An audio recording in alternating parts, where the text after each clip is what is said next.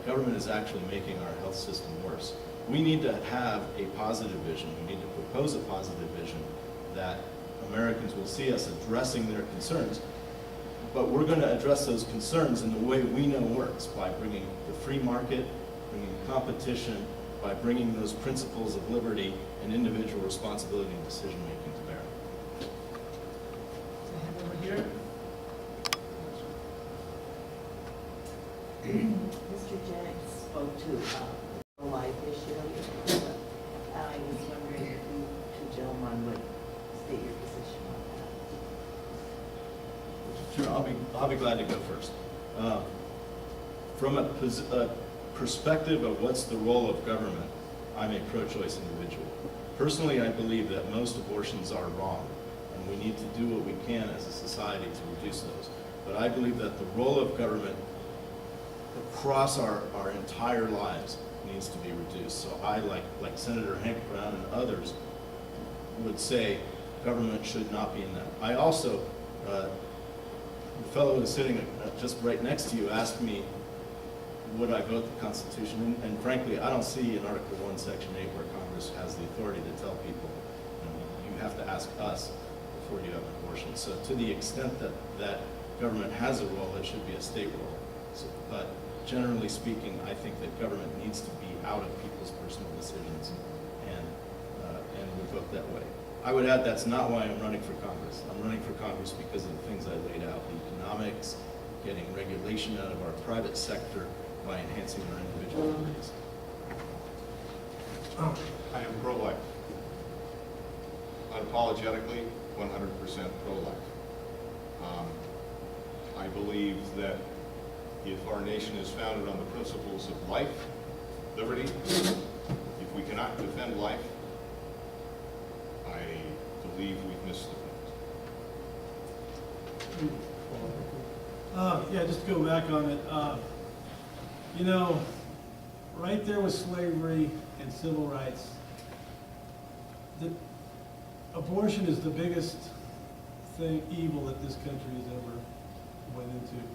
When you think that we, like I said, 20% of our viable births since 73, what could all those Americans done for this country as we grow old and we need our youth?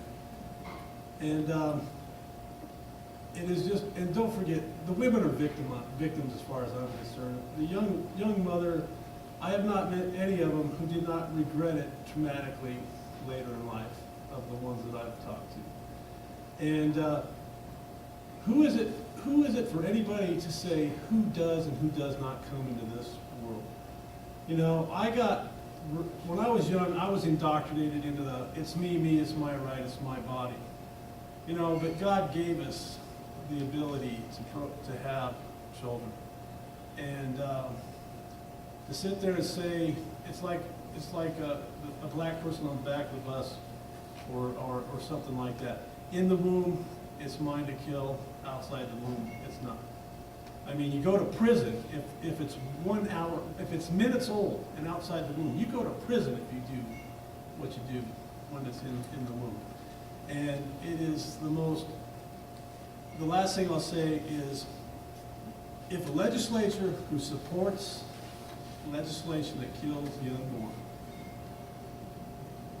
I'd have a hard time believing when he gets to his day of judgment what God's going to say about it. Because you're the one that gave the go-ahead to kill him. And I will speak to high heaven if I'm a candidate, because if we do not change people's minds in this country, because I used to be in the middle of the road. I used to think, as long as we got it over with early, No, it's from the day of conception. From the time of abortion pill is nothing but rat poison for an unborn child. So, I would like to ask one question following up on this that hits very close to home, as in like last Monday.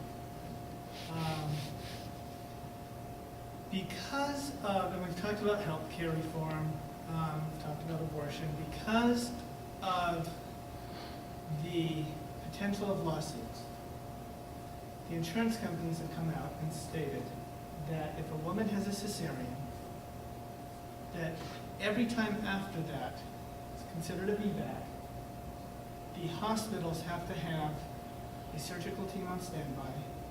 As soon as the mother is admitted to the hospital, the doctor has to be there the entire labor to delivery.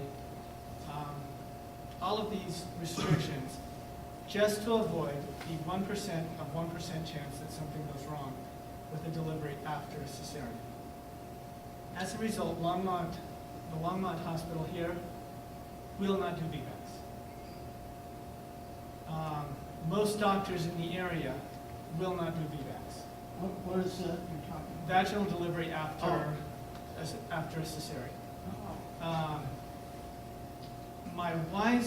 Our first son, my wife got heat syndrome. They had to take the baby emergency C-section. She has now had 5 successful VBACs, but each time we have had to search for a hospital willing to perform that. We talk about pro-life, we talk about pro-choice, but we don't talk about the idea of pro-choice in the woman's right to deliver a child, how, where that she feels. There's nobody talking about that issue. And as a result, and to my wife's benefit, she has had 2 home deliveries now, because midwives will. Except the state has put all of these restrictions on midwives, and it's getting harder and harder for midwives to deliver. And so I would ask, if you can do anything, what can you do with this situation? Let me take that one first and just state there are a couple of areas here, and I'll try to cover them very quickly, but one of them is state-specific, and that's the rules for midwives, for scope of practice for medical doctors, or for other medical professionals. I'll tell you what I have done is last year I carried the bill that reauthorized the direct entry midwife program, which is the home birth system. There's also a nurse midwife that delivers in a hospital setting. And what I do in every case, I serve on the Health and Human Services Committee, so I have a lot of these medical issues coming my way. What I do is, my first principle is to expand the scope of practice to allow a wider range of options for citizens so that you're not restricted because of some little government regulation that said, no, you can't do this, you can't do that, you can't do this, you can't do that.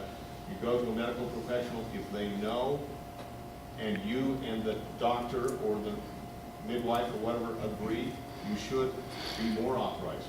But it's a struggle. We tried to get suturing authorized for direct entry midwives, and we're unable to. We were able to get some IV systems available for use in that setting. Sometimes it's a step-by-step process. That's the first half. The second half is the bigger question of tort reform in medical services. Some estimates are that 1/3 of all medical tests are done simply to cover the legal protection of the hospital and the doctor. It's called defensive medicine. We have gone so far overboard in that respect. We need reasonable tort reform that happens at the state level and the federal level to, again, enable citizens to, in this case, get what medical care they believe they need. And they should have the prerogative to I do believe in